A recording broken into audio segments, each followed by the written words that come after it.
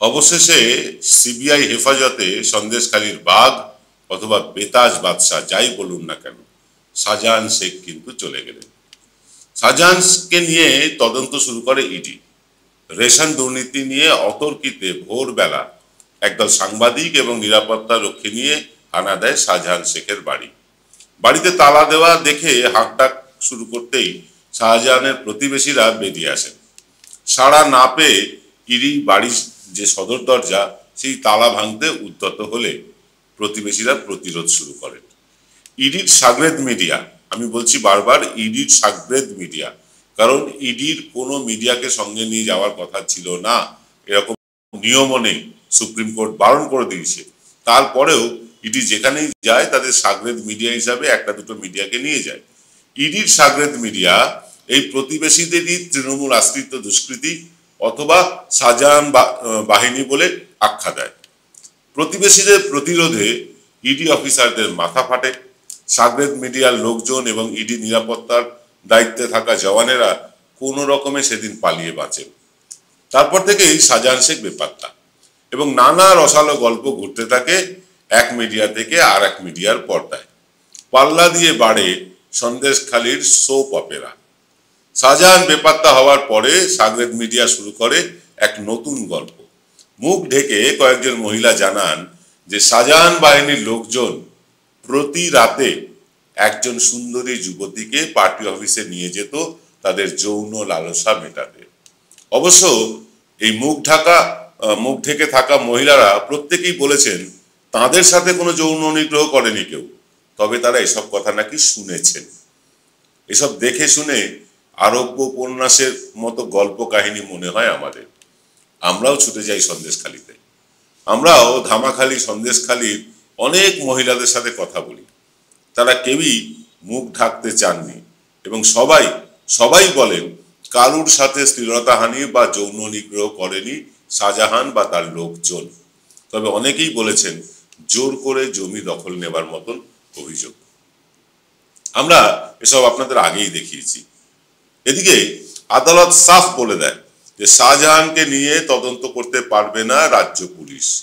রাজ্য পুলিশ হাত গুটিয়ে নেয়। যা তদন্ত করবে আদালতের কাছে সবচেয়ে নির্ভরযোগ্য সংস্থা ইডি, এমনটাই নির্দেশ দেয় আদালত। ফলে রাজ্য পুলিশও হাত গুটিয়ে বসে থাকে। ইডি হন্যে হয়ে গরু খোঁজার মতন করে খুঁজতে শুরু করে শেখ শাহজাহানকে। এরই মাঝে আবার নানান গল্পগুজব ছড়াতে থাকে সাগরেদ মিডিয়ার দলবল।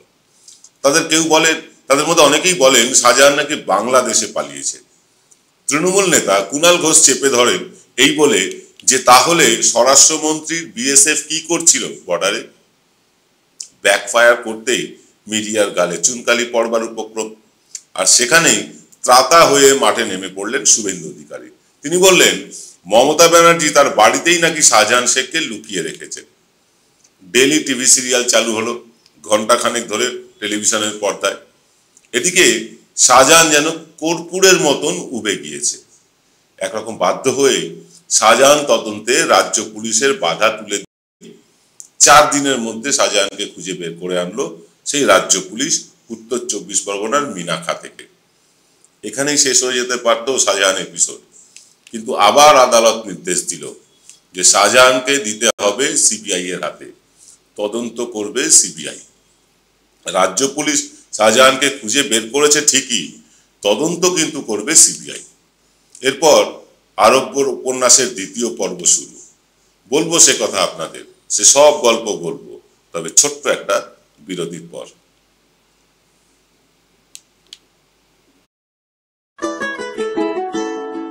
সেরাই যখন হাতের কাছে অন্যটা কেনই বা কিনি। আজ বাঙালির ঘরে ঘরে একটাই নাম সুন্দরিনী, সুন্দরিনী, সুন্দরিনী, সুন্দরিনী, সুন্দরিনী। জয়গুরু রত্নভান্ডার জ্যোতিষ সীমা। এখানে গোল্ড মেডেলিস্ট জ্যোতিষী বসেন। হাই কোয়ালিটির আসল গ্রহরত্ন সবচেয়ে কম দামে এখানে পাওয়া যায়। স্থান বেলঘড়িয়া রানী পার্ক বটতলা 2 নম্বর রেলগেটের নিকটে। 9681345722 এবং 9007778922। আপনারা দেখছেন এনকে ডিজিটালের প্রভাতী অনুষ্ঠান এক্স ফ্যাক্টর। আর এক্স ফ্যাক্টরে আমরা আলোচনা করছি শাহজাহানকে নিয়ে। শাহজাহান নিয়ে আমরা এর আগে অনুষ্ঠান করেছি, সন্দেশখালী নিয়ে সেখানকার স্থানীয় মানুষজনের বক্তব্য দেখিয়েছি, এবং আমরাই কিন্তু প্রথম একমাত্র ইউটিউব চ্যানেল যারা বলেছিলাম এই শাহজাহান শেখের যৌন নির্যাতন জাতীয় যে গল্প, সেগুলো শুধু গল্পই, সেটা এখনো প্রমাণিত হয়নি। কিন্তু ধীরে ধীরে মানুষ বিশ্বাস করতে শুরু করেছেন, মানুষ বুঝতে শুরু করেছেন যে মুখ ঢাকা দিয়ে অভিযোগ করার পেছনে যৌক্তিকতা কি। তারা 10 বছর ধরে বা 12 বছর ধরে নাকি এই অত্যাচারের শিকার। একদিনের জন্য থানায় কোনো এফআইআর করেননি।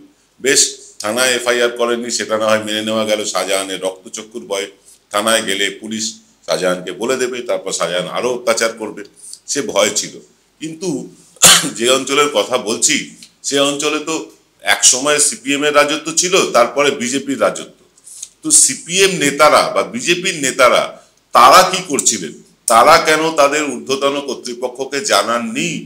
তারা কেন জানাননি যে প্রতি রাতে শাহজাহান একজন করে যুবতী সুন্দরী মহিলাকে তুলে নিয়ে যায় এবং রাত্রে তাদের ধর্ষণ করে? এই কথা বিজেপি নেতা বা সিপিএম এর নেতারা তাদের পার্টি অফিসে কেন জানাননি? এ প্রশ্ন প্রথম আমরা করেছিলাম। যাই হোক, সে কথা, শাহজাহান তো ধরা পড়লো, রাজ্য পুলিশের দ্বারাই ধরা পড়লো, রাজ্য পুলিশ তদন্তও শুরু করলো, কিন্তু শেষ করতে পারলো না। তার আগেই তদন্তভার তুলে দেওয়া হলো সিবিআই এর হাতে। আপনারা মনে করে দেখুন, ঠিক যেমন সারদা মামলায় রাজ্য পুলিশ সুদূর কাশ্মীর থেকে ধরে এনেছিল সুদীপ্ত সেনকে, তারপর সেই তদন্ত আর চালাতে দেওয়া হলো না রাজ্য পুলিশকে। আদালতের নির্দেশে সেই তদন্ত নিল সিবিআই। সেই তদন্ত এখন কোন অবস্থায় আছে আপনিও জানেন না, আমিও জানি না। এবার শাহজাহান নামের এই সিরিয়ালকে টেনে টেনে বড় করতেই হবে সাগরেদ মিডিয়ার দ্বারা। তাতে মোটা খাম আসবে, ব্যাগ কিংবা বড় বড় সুটকেসও আসতে পারে। তাই লোকসভা নির্বাচন শেষ না হওয়া পর্যন্ত শাহজাহান এপিসোডের পরিণতি কি হতে চলেছে এবার আগে থেকেই আমরা আপনাদেরকে বলে রাখছি। শাহজাহান নিয়ে কি হবে এরপরে আপনারা আগেই জেনে রাখুন এনকে ডিজিটালের কাছ থেকে। শুধু আগামী কয়েকদিন সেটা মিলিয়ে নেবেন আপনারা। শাহজাহান আছে সিবিআই হেফাজতে, নিজাম প্যালেসে, সেখানে নিশ্ছিদ্র নিরাপত্তা, কাকপক্ষী তো দূর, পোকা মাকড়ও গলার উপায় নেই সেখানে। তবুও সাগরেদ মিডিয়া সূত্র মারফত, সিবিআই এর নাম প্রকাশে অনিচ্ছুক জনৈক অফিসার মারফত আপনাদেরকে যা জানাবে সেটা হলো, এই মাত্র সূত্র মারফত খবর পাওয়া গেল দুপুরের মেনুতে খাসির মাংস খেতে না পেয়ে শাহজাহান শেখ অসন্তোষ প্রকাশ করেছেন। শাহজাহান টিভিতে সিরিয়াল দেখতে না পেয়ে কার্যত দেখবেন এইসব খবর। এরকম চেঁচামেচি, হই হুল্লোড়, বিভিন্ন নাচন কোদন করে অ্যাঙ্কাররা আপনাদের এই খবরই শোনাবেন। এরকম নানান গল্প চলবে নির্বাচনের শেষ দফার শেষ দিন পর্যন্ত। তারপর শ্মশানের স্তব্ধতা। তখন আবার এক্সিট পোল, প্রার্থীদের কে খোশ মেজাজে আছেন আর কে নির্বাক হয়ে আছেন, কার মুখ ভারী, কে খুশিতে মিষ্টি বিতরণ করছেন, এই নিয়ে চলবে ডামাডোল। আর আপনিও ভুলে যাবেন শাহজাহান নামার গল্প, মিডিয়াও ভুলে যাবে। তারপর মন্ত্রিসভায় বাংলা থেকে কে কে ঠাঁই পাবেন, কাকে কোন মন্ত্রক দেওয়া হবে, সেই নিয়ে নানা স্পেকুলেশন করবেন আমাদের মিরাতুন দিদি, সমীর রাইস দাদা, সব জানতা বিশ্বনাথ চক্রবর্তী, প্রাক্তন পুলিশ কর্তা নজরুল ইসলাম, ডাক্তার কুনাল সরকারেরা। আর আপনিও প্রতিদিন এই সাগরেদ মিডিয়ার গল্প দিনের পর দিন শুনেই যাবেন। এই সাগরেদ মিডিয়ারা প্রতিদিন নতুন নতুন ন্যারেটিভ তৈরি করে বাংলাকে অপমান করার জন্য। এই সাগরেদ মিডিয়ার জন্যই স্মৃতি ইরানি দিল্লিতে বসে বলেছেন যে সন্দেশখালীতে নাকি প্রতিদিন ধর্ষণ হয়, অথচ জাতীয় মহিলা কমিশন এখানে এসে তদন্ত করলেন। তারা তদন্ত করে রিপোর্ট দিলেন যে ধর্ষণ তো দূরের কথা, কোনো মহিলার সাথে শ্লীলতাহানি পর্যন্ত হয়নি। অথচ দিল্লিতে বসে স্মৃতি ইরানি বলে দিলেন ধর্ষণ হচ্ছে প্রতিদিন, প্রতি রাত। এইরকম একটা ন্যারেটিভ তৈরি করা হয় বাংলাকে অপমান করার জন্য, বাঙালিকে অপমান করার জন্য। প্রতিদিন এই কাজটা চলে এবং মিডিয়া সুচতুরভাবে প্রতিদিন ঘন্টাখানেক একটা আসর জমায় তাদের কিছু পেটোয়া লোকজন নিয়ে আর কিছু রাজনৈতিক দলের লোকজন নিয়ে। এবং সেখানে তারা এস্টাবলিশ করে দেয়, তারা প্রমাণ করে দেয় বাংলা কতটা খারাপ, বাংলা কতটা বাজে, বাংলা মানেই মহিলাদের উপর নির্যাতন, বাংলা মানেই মহিলাদের উপর অত্যাচার। তারা একবারও বলে না বাংলার মায়েরা, বাংলার বোনেরা লক্ষ্মীর ভাণ্ডারের টাকা পেয়ে, কন্যাশ্রী পেয়ে, সবুজ সাথী পেয়ে কতটা আনন্দে আছে, কতটা খুশিতে আছে। পুরো রাজ্যটাকেই সন্দেশখালী বানিয়ে দেওয়া হয়, যেন সন্দেশখালীর মতন ঘটনা রামপুরহাটেও ঘটে, দার্জিলিংয়েও ঘটে, কোচবিহারেও ঘটে, বহরমপুরেও ঘটে, আর কলকাতা শহর বা তার আশেপাশে তো ঘটে। এরকম একটা পারসেপশন, এরকম একটা ধারণা ছড়িয়ে দেওয়া হয় মিডিয়া জুড়ে। এবং পশ্চিমবাংলার বাইরে থেকে যারা আমাদের অনুষ্ঠান দেখেন তাদের অনেকেই আমাকে মাঝে মাঝেই প্রশ্ন করেন যে আপনারা বলছেন যে সব ঠিক হয়, অথচ অমুক চ্যানেল দেখাচ্ছে যে পশ্চিমবাংলা নাকি উপদ্রুত, এখানে মহিলারা নাকি ঘর থেকেই বেরোতে পারেন না। আচ্ছা, বুকে হাত দিয়ে দর্শকেরা বলুন তো, আপনার বাড়ির মহিলা বা আপনি যদি নিজে মহিলা হন, আপনার রাস্তায় বেরোতে কোথাও কি সংকোচ বোধ হয়?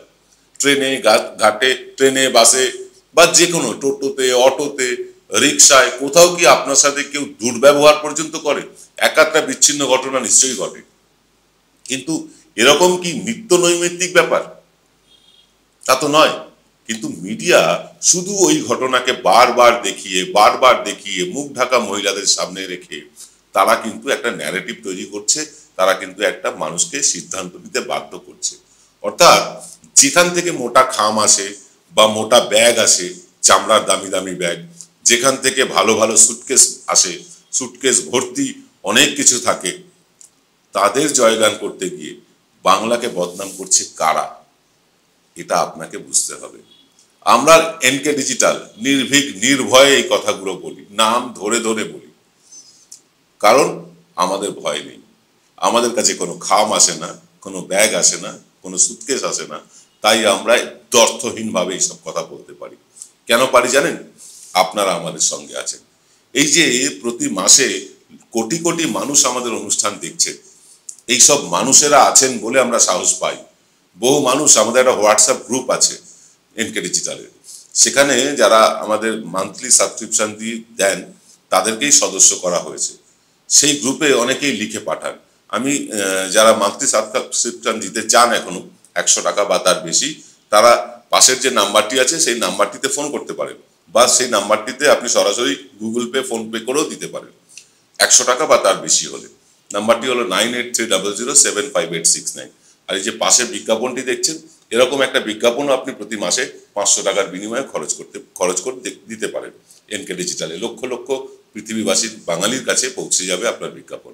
যেটা বলছিলাম আপনাদেরকে, এই যে মানুষ, আমাদের এই হোয়াটসঅ্যাপ গ্রুপটি আছে, বহু মানুষ আমাকে সতর্ক করেন, আপনি একটু সাবধানে থাকবেন, আপনার উপর যে কোনো সময় কিন্তু অত্যাচার, অবিচার, অনাচার নেমে আসতে পারে। বিশ্বাস করুন, একটুও ভয় পাই না, একটুও ভয় পাই না। আমরা মিথ্যে বলি না, মিথ্যে কোনো সংবাদ প্রচার করি না। আমরা যেটা সত্যি ঘটনা তার পুঙ্খানুপুঙ্খ বিবরণ নিয়ে বলি। তাই আমাদের এখানে আপনারা দেখবেন না ব্রেকিং নিউজ বলে কোনো খবর আসে। যে কোনো খবর ঘটে তার পুঙ্খানুপুঙ্খ, মানে একদম অনুপুঙ্খ পর্যন্ত পৌঁছে যাই আমরা।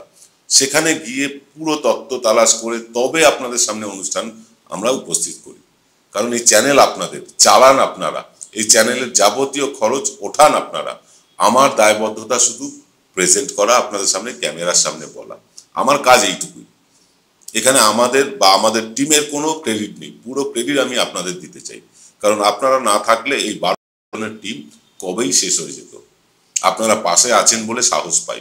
তাই ভয় ডর নেই আমাদের, নির্ভয়ে নির্ভীকভাবে আপনাদের কাছে প্রতিদিন দুবেলা আপনাদের সামনে অনুষ্ঠান হয়। এখন তো আবার মাঝে মাঝে বোনাস এপিসোডও পাচ্ছেন বিকেলবেলা 5টায়। তো আমরা এরকম প্রতিদিন দুবেলা, মানে 2-3টে করে অনুষ্ঠান নিয়ে আসছি একের পর এক।